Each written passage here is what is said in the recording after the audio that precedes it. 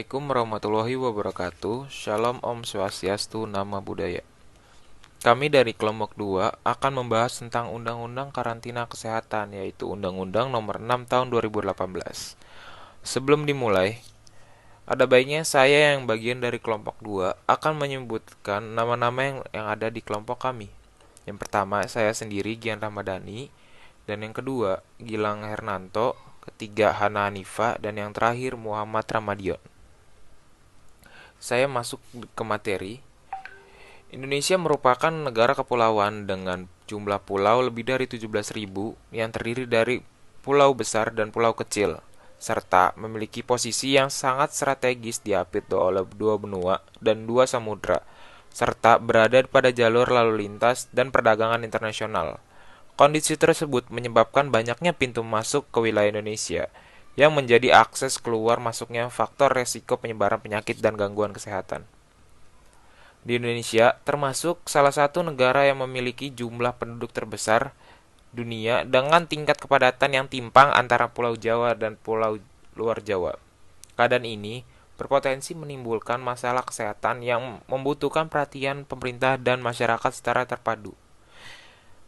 Terkait dengan kondisi yang memperhatikan saat ini atau belakangan ini, adanya serangan dari virus corona terhadap masyarakat Indonesia, saya akan memberikan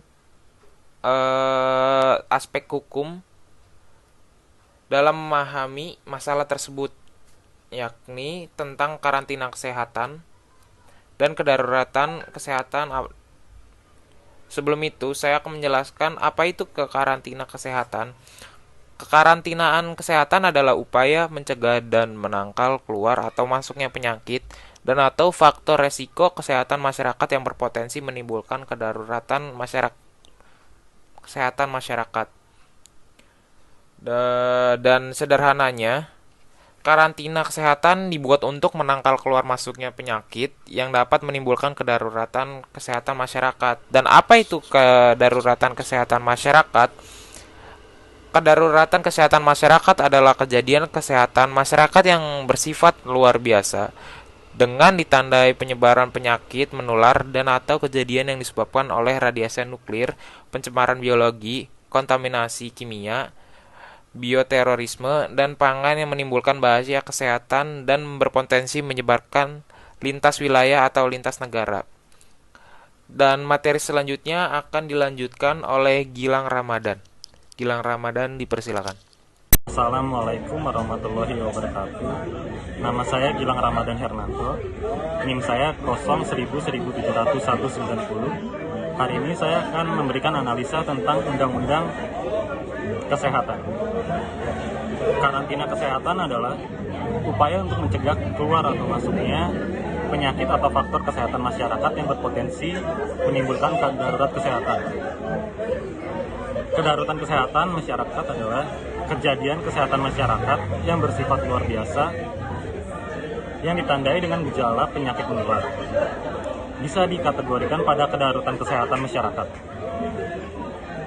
Yang berwenang menetapkan kedaruratan kesehatan masyarakat berdasarkan undang-undang, pemerintah pusat berwenang menetapkan dan mencabut kedaruratan kesehatan masyarakat. Pemerintah pusat juga berwenang mencabut penetapan kedaruratan kesehatan masyarakat di pintu masuk dan atau wilayah di dalam negeri yang terjangkit kedaruratan kesehatan masyarakat. Sebelum menetapkan kedaruratan kesehatan, pemerintah ini harus menetapkan jenis penyakit atau resiko yang dapat menimbulkan kedaruratan kesehatan masyarakat. Kemudian yang menyelenggarakan karantina adalah pemerintah pusat dan pemerintah daerah yang bertanggung jawab memberikan perlindungan dan menyelenggarakan kesehatan khusus yang dilaksanakan oleh pemerintah pusat, bukan daerah. Pemerintah pusatlah yang menyelenggarakan karantina tersebut.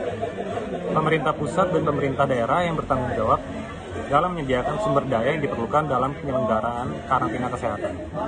Sekian dari analisa yang saya berikan tentang Undang-Undang Kesehatan. Selanjutnya akan dilanjutkan oleh rekan kelompok saya. Mohon maaf apabila ada kekurangan. Sekian dan terima kasih. Wassalamualaikum warahmatullahi wabarakatuh. Penyelenggaraan karantina kesehatan ini karena dapat dikerjasamakan dengan dunia internasional, kemudian di mana karantina tersebut dilakukan. Pemerintah pusat menyelenggarakan karantina kesehatan pertama di pintu masuk wilayah NKRI, kemudian di wilayah yang dilalui secara terpadu. Dalam penyelenggaraan karantina ini tentu saja pemerintah pusat dapat melibatkan pemerintah daerah. Karantina yang dilaksanakan di pintu masuk wilayah tadi dilalui kegiatan pengamatan penyakit dan faktor resiko kesehatan masyarakat terhadap alat angkut, orang, barang, atau lingkungan, serta respon terhadap kedaruratan kesehatan masyarakat dalam bentuk tindakan karantina kesehatan. Selanjutnya, bagaimana karantina kesehatan tersebut dilakukan? Tindakan karantina kesehatan dapat berupa karantina, isolasi, pemberian vaksin, atau profilaksis, rujukan, disinfeksi, dan atau dekontaminasi terhadap orang sesuai dengan indikasinya masing-masing. Selanjutnya adalah pembatasan sosial berskala besar, di mana hal ini tentu saja yang dapat dikatakan sebagai lockdown. Selanjutnya, disinfeksi, dekontaminasi, disinseksi, dan atau deratisasi terhadap alat angkut atau barang. Serta tindakan lainnya adalah penyihatan, pengamanan, dan pengendalian terhadap media lingkungan. Beberapa hal yang terkait dengan pelaksanaan karantina kesehatan adalah tindakan karantina kesehatan terhadap alat angkut, orang, atau barang di lingkungan ditetapkan dan dilaksanakan oleh pejabat karantina kesehatan. Tindakan karantina kesehatan tertentu dapat dilakukan oleh badan usaha atau instansi setelah mendapatkan penetapan dari menteri, dalam hal ini yaitu Menteri Kesehatan. Dalam situasi darurat kesehatan masyarakat, tindakan kekarantinaan dilaksanakan oleh pejabat karantina kesehatan.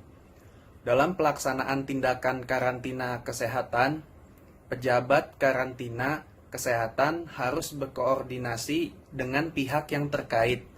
Karantina kesehatan di pintu masuk diselenggarakan di pelabuhan bandar udara dan pos lintas barat negara. Karantina kesehatan di wilayah diselenggarakan di tempat atau lokasi yang diduga terjangkit penyakit menular atau terpapar faktor resiko kesehatan masyarakat yang dapat menimbulkan kedaruratan kesehatan masyarakat.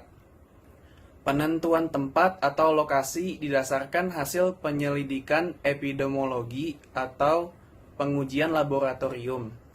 Tempat atau lokasi penyelenggaraan kekarantinaan kesehatan di wilayah dapat berupa karantina rumah, karantina area, dan karantina rumah sakit.